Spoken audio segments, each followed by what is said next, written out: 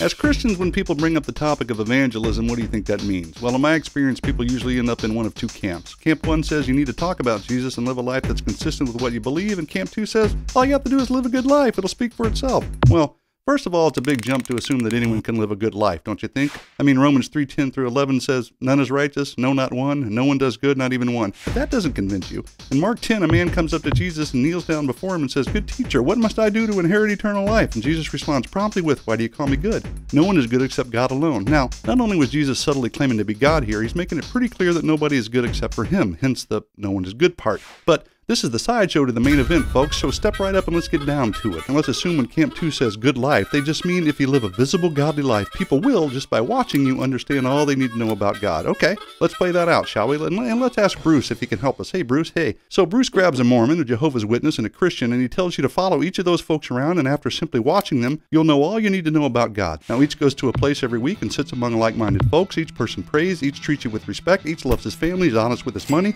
and is basically a nice person. So, which God do you pick based on just watching them? Who's right? How do you know? What do you compare unless they tell you why they do what they do? Talking, it seems, becomes critical. No doubt nature reveals much about the invisible attributes of God, but how do you know exactly what he requires of you? I mean, who he really is and what his ultimate plan is without some kind of specific revelation from him? I mean, how would you know if your mother wanted you to paint the left wall of the garage red if it wasn't specifically communicated to you in some way, usually by writing a note or speaking to you? So, what did God deem the best way to communicate the specifics of his will? Did he summon porpoises to do a modern dance? Did he draw word pictures in the clouds? No. To communicate precisely the things he wanted you to know, he intervened throughout history and spoke through men, ultimately moving some of them to write the Bible. That is, he spoke and he wrote a note. How would we know if God created the heavens and the earth in 6 days, that Adam and Eve were created in a perfect world, but their rebellion brought sin and death into the world, that it's the grace of God through faith in Jesus alone that saves us? How would you know that Jesus died on the cross and resurrected from the grave? How would you know any detail about God and his word and his plan if nobody told us? Well, we wouldn't. We couldn't. And that's why you got to tell people things. You just can't hope people will catch on by watching you live a so-called good life. It's just not enough. Ultimately, you got to tell them why you live that way. But don't just take my word for it, my inquiring Berean band of misfits. Read along in Romans 10. And how can they know who to trust if they haven't heard of the one who can be trusted? And how can they hear if nobody tells them?